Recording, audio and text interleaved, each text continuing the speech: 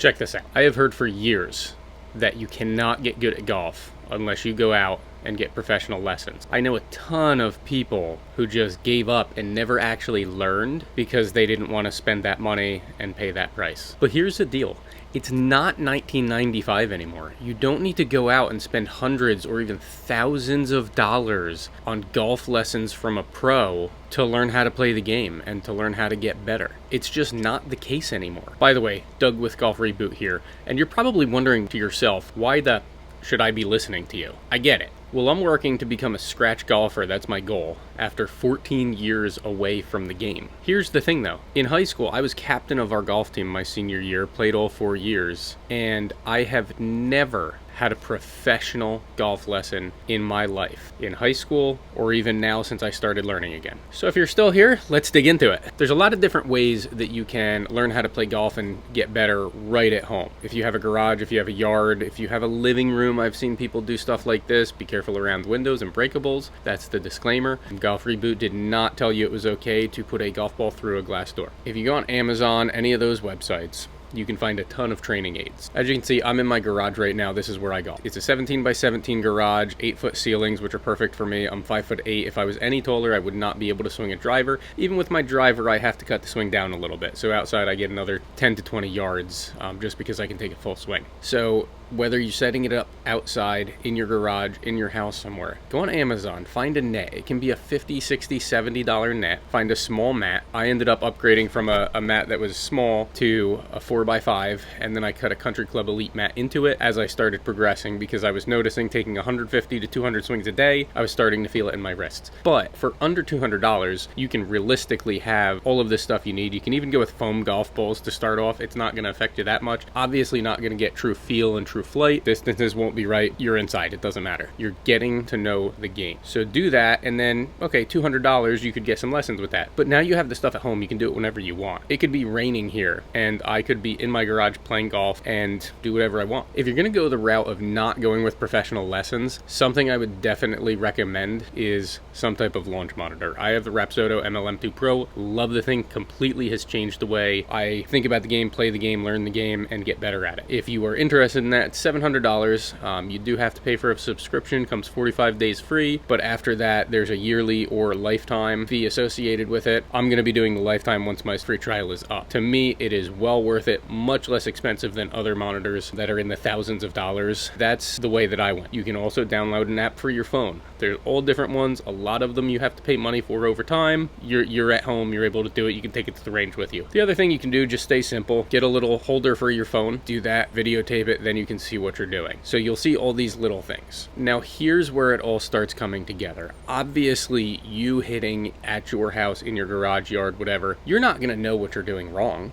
You don't know golf. We've established that already. So the next thing that I did, I went on YouTube. YouTube is fantastic. You can learn anything you want to. Also, make sure you're listening to people who seem like they're competent. There are plenty of guys out there who know what they're talking about. So 3 of my favorites that I took a lot from, and there's too many to name, but the 3 off the top of my head, Alex Elliott, Danny Maud, and obviously the famous Bryson DeChambeau. Alex and Danny, they're more of the mechanical, do this, here's a tip, it's going to help you out, try it. I've taken a lot of their things, watched a lot of their videos, and it's really changed the way that I look at the game. And the nice thing is too, I can watch their video, go out to the garage, and try what they're saying. And then I can be like, oh, Yep, that's exactly what I'm doing. I'm standing too close to the ball. My swing is out to in. That was a huge problem I had for years, especially in high school. Could never fix a nasty 50-yard slice. Now I'm hitting the ball 50 yards further, and I have a 10-yard fade, sometimes straight, a little bit of a draw occasionally, but I don't have that slice anymore, and this is why. They've taught me a lot of different things. Now, if we get to Bryson, obviously he's a hot topic now, very popular, the mad scientist of golf. He's, I think, a big reason that golf has become more popular again. There's so much that even in his videos where he's not actively giving lessons, there are ones where he's describing stuff, but even just watching him and the little tidbits he gives out, it can be an asset to you. Anything from his driver, obviously not when he's trying to crush the ball 450 yards, but just a regular driver swing. Now he also does things very different. I switched over to pinhawk single length irons because I like that I can set mine up in the same spot through pitching wedge. So that's something I have in common that I did learn and see from him, and it seemed like a good idea, so I tried it and I like it. Other things with him, obviously putting. He is very intelligent intelligent with putting. I will never be that good. I will never understand half the stuff he talks about, but the concepts he gives on putting, that is where you can save strokes. Understanding the distances. I've actually basically like club gapped my putter so that I know how far on a flat green to bring the club back and through to hit 5, 10, 15, 20, 25, however many feet. So now if I know that on flat, when I go to a course, I set up tees 5, 10, 15, 20 feet apart. I then hit 4 or 5 putts from each with my normal stroke for that distance. If I'm short, that means the green's slower than I'm used to. So I give it a little bit more distance in the backswing and forward swing. Do that for all those, and then when I get out on the course, I have the greens timed or paced. It's really helped. The other day I drained a 33 footer, partially luck, partially good read, but the speed was dead on. And that is something that I learned from Bryson. I've also taken one of his other tips. He makes a dot on the back of the ball so that he hits a specific spot on a dimple. What that does is it gives you a straight line. Now it might go down a little, it might jump up a little, but it's not going to go off side to side. We'll do another video on that at some point once I get a little more used to this, but it's going to help keep you in a straight line so that you're not hitting off the edge of one of the dimples, going a little bit offline. It's minute, but sometimes it can really matter. So obviously I went down a rabbit hole there a little bit talking about Bryson. I just find him fascinating. The science behind golf. I'm really into mechanics and the science of it, figuring out all different things. I can take any of my clubs, take a half swing, full swing, different parts of the grip, and kind of know where the ball's going. I'm not good enough now to tell you, oh,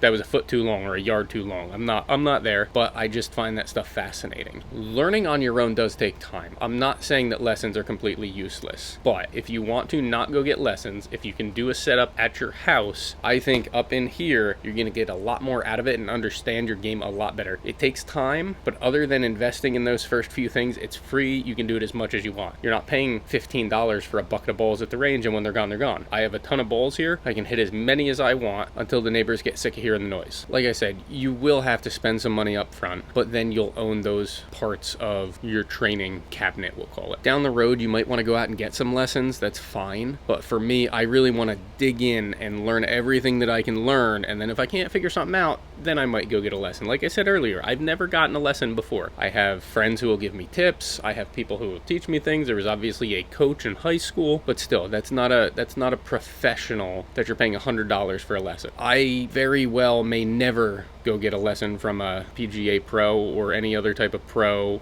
Golf Galaxy, PGA Store, anything like that. Unless the tour comes knocking, then it's a little different. Then you're gonna have to get a coach to really fine-tune things, but I highly doubt that's gonna happen.